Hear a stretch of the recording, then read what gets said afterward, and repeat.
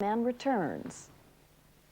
Director Tim Burton enjoyed a great deal of success with his first two feature films, Pee-wee's Big Adventure and Beetlejuice.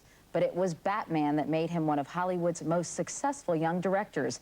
It broke box office records worldwide and was one of the highest grossing motion pictures of all time.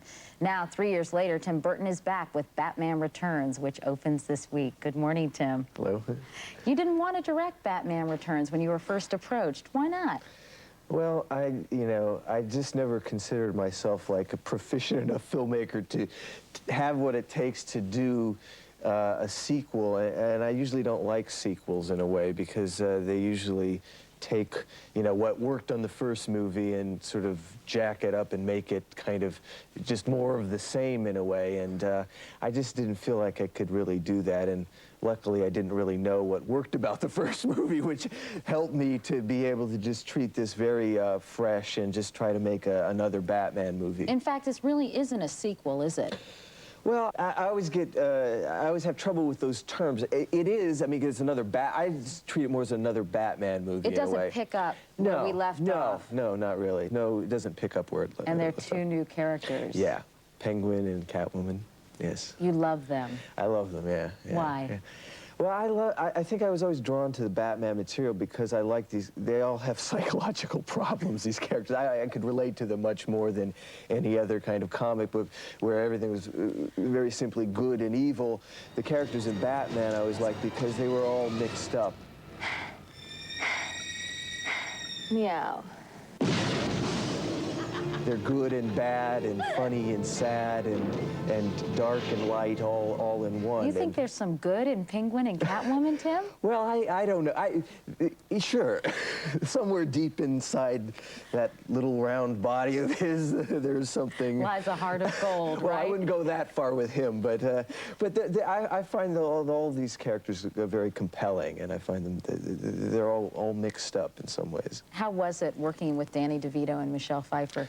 Well, they're great. I mean, what's really great about this kind of stuff is that you take this very absurd material and they're all dressed up in weird, stupid costumes and weird makeup and doing strange things, and through it all, they're just great actors, and they just kind of burn through their costumes and makeup, and it's just a real pleasure to watch them.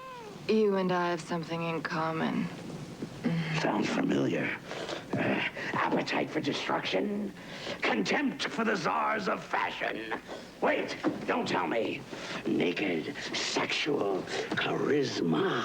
Batman. Yeah. Why do you think, Tim, the Batman character is so popular and continues to attract so many people?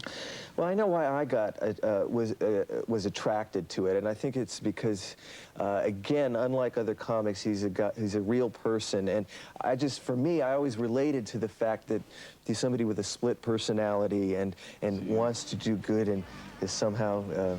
I always thought if he'd gotten therapy, he probably wouldn't have done this sort of thing. And he just manifests himself as dressing as a bat to try to sort of integrate himself and to do something good. I don't know. I think it's just because he's maybe a real person in a way and doesn't have superhuman powers and... Just a normal kind of guy who lives in a bat cave. Who dresses up in a bat, yeah.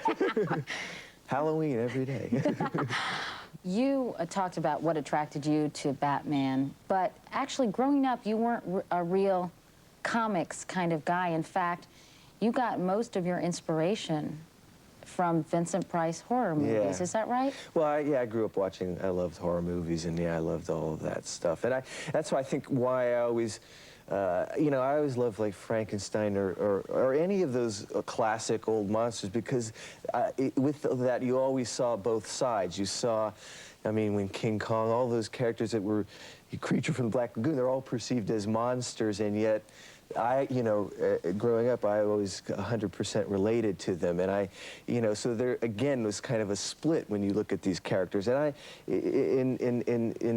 in the Batman material, that's again the similar theme that I enjoy. This seems to be a recurring theme in your life, Tim. Yeah, I got to get over it, but I don't know.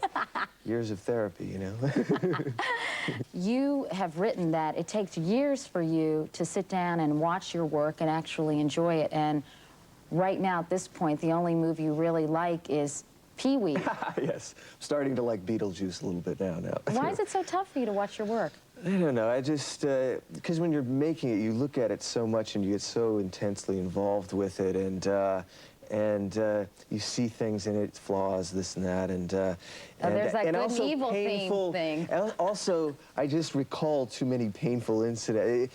Shooting movies is a wonderful experience. It's also quite internally painful. So I see shots and I just go, I get this visceral feeling of pain. So it takes me about 5 years to forget what it was like making it. Tim Burton, Batman Returns. Thanks for joining us this morning. Thank you.